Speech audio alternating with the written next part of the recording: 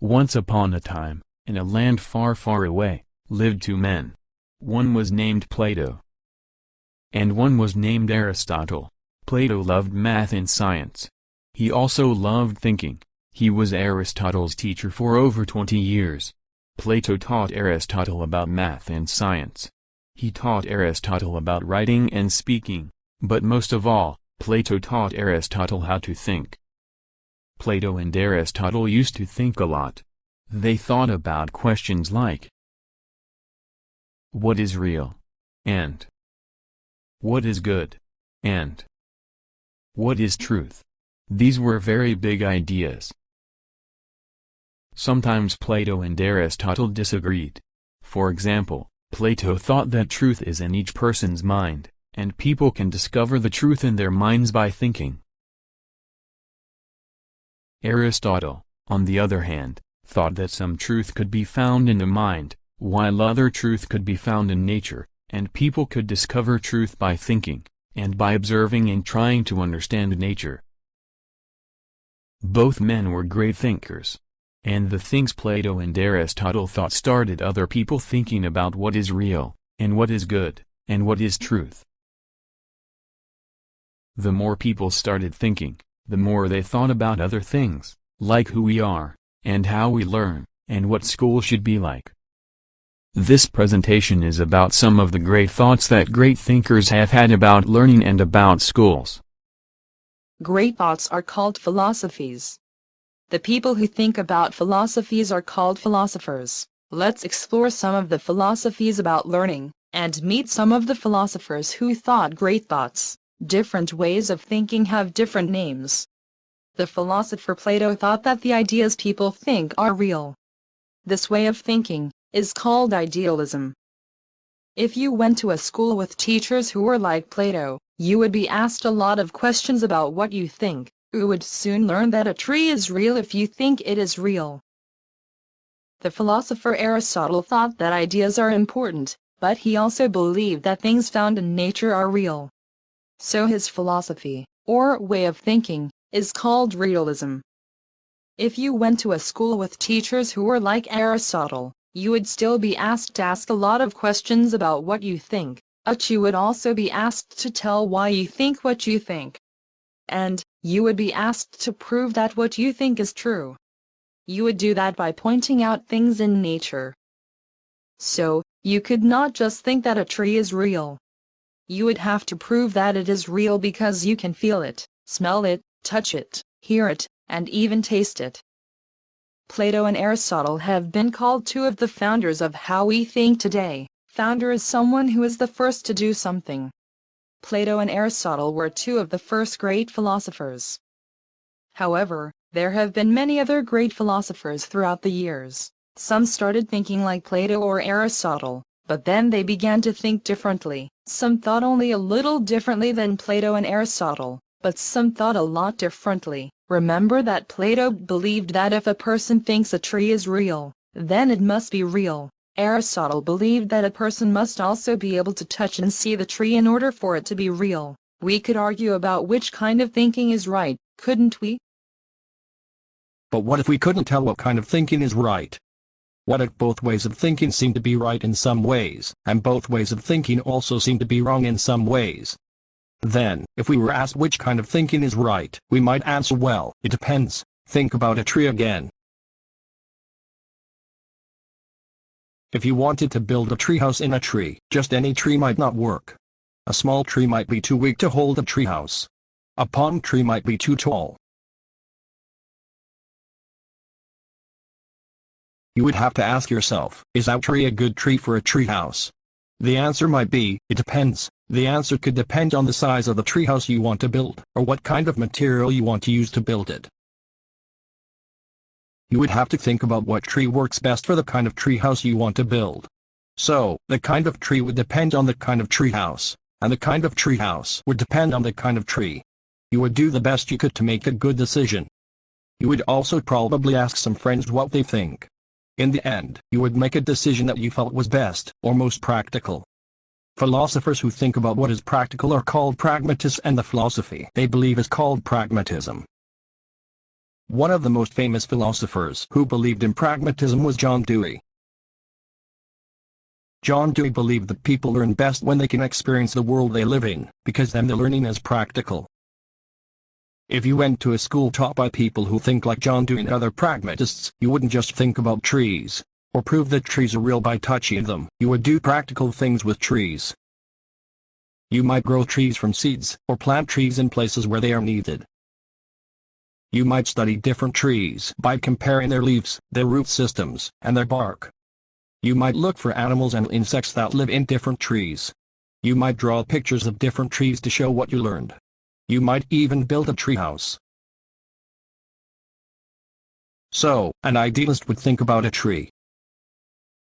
A realist would touch a tree. A pragmatist would learn about a tree by doing things with it. What if you wanted to build a treehouse in a tree, and then you suddenly started thinking, what if my treehouse hurts the tree in some way?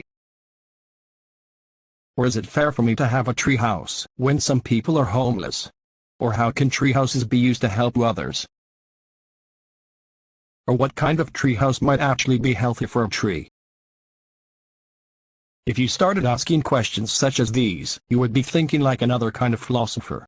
You would be thinking like a social reconstructionist. Social reconstructionists think about the world, and people in the world, and how things fit into the world. So a social reconstructionist wouldn't just think about the tree. A social reconstructionist would think about the people and the environment around the tree. A social reconstructionist would think about how people in the world might be changed by the tree. A social reconstructionist would also spend time talking with other people about how the world might be changed by the tree, and how the tree might help people who are poor or who have not been treated kindly.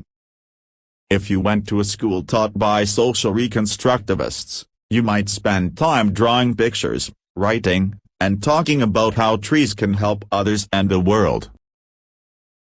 You might talk about how more trees could be planted to help the environment. Or maybe you would talk about how treehouses could be built in those trees so that homeless people would have somewhere to live. You would try to convince others that trees should be used in ways that make a difference in the world, especially for people who are less fortunate. But what if someone came along and started building treehouses for people, then charging them to buy the treehouses? What if a whole company was started just to build treehouses?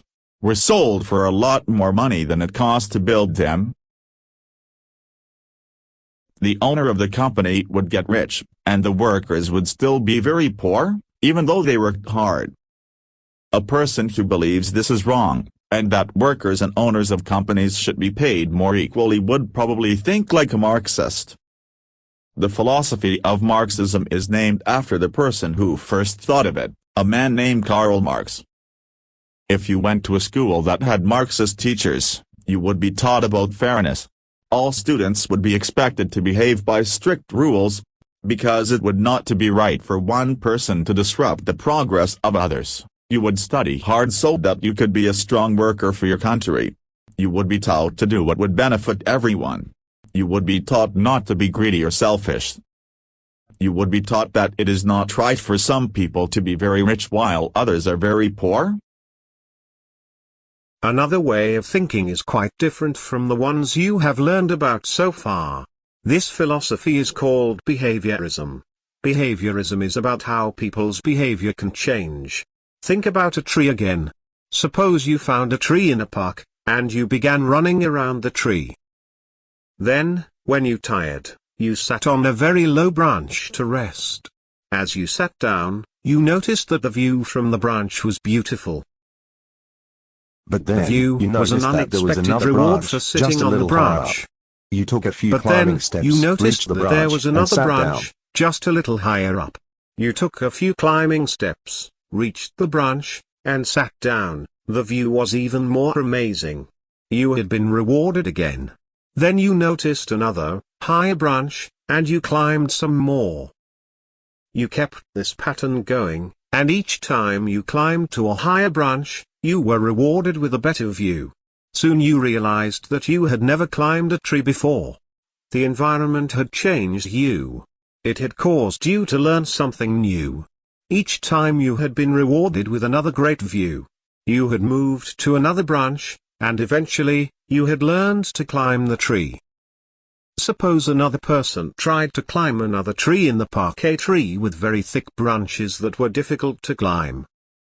If the person couldn't see a great view through the thick branches, the person wouldn't have the reward of seeing something wonderful. If the person bumped his head on one of the branches, that would be like getting punished for climbing the tree, and the person would probably stop climbing, if there were punishments instead of rewards. Philosophers who are behaviorists believe that rewards and punishments can shape behavior, and that people change and learn because of the rewards and punishments that are in their environment.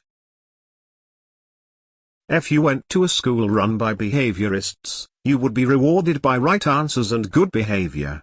There would be consequences for wrong answers and poor behavior. You would learn to make decisions so that you would get more rewards and fewer consequences. Your learning would be shaped by the rewards and consequences you received. Think of trees again. Trees are trees. But are they? Aren't there different kinds of trees? Tall, short, fat, skinny, darker green, lighter green, bigger leaves, smaller leaves.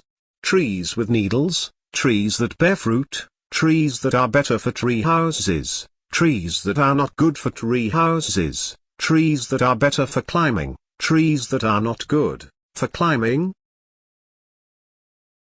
And even with all of these different kinds of trees, chances are good that you would know a tree in your backyard best of all, even if you try to get to know the other kinds of trees. The philosophy of existentialism is the belief that we should try to know and understand both ourselves and others. It is the belief that differences are important and should be accepted and respected. An existentialist philosopher would try to really know her own tree first, so that she could then get to know and respect other trees. A school taught by existentialists would probably not have grade levels, or specific subjects that everyone had to learn. Instead, every student would be free to learn what they were interested in. Students would make learning choices about what to learn, how to learn, and where to learn.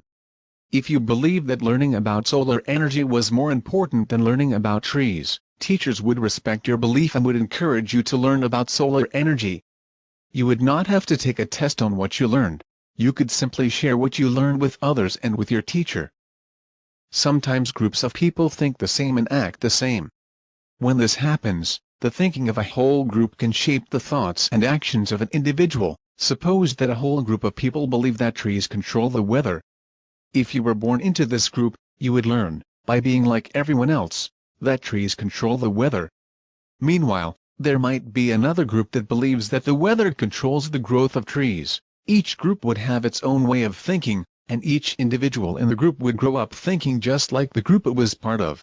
Each person's reality would be the reality taught by that group. Not only that, but if one group was the most powerful group, that group might try to change the thinking of other people outside of the group. Philosophers who think that it is important to study groups that have power over others are called postmodernists. Postmodernists study books that powerful groups have written.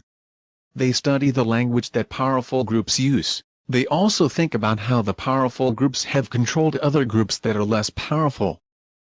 If you went to a school taught by postmodernists, you might read books that are written from a different point of view than your own. These books would represent the thinking and culture of different groups of people. You would talk about how some groups became powerful, and how the powerful groups treated others.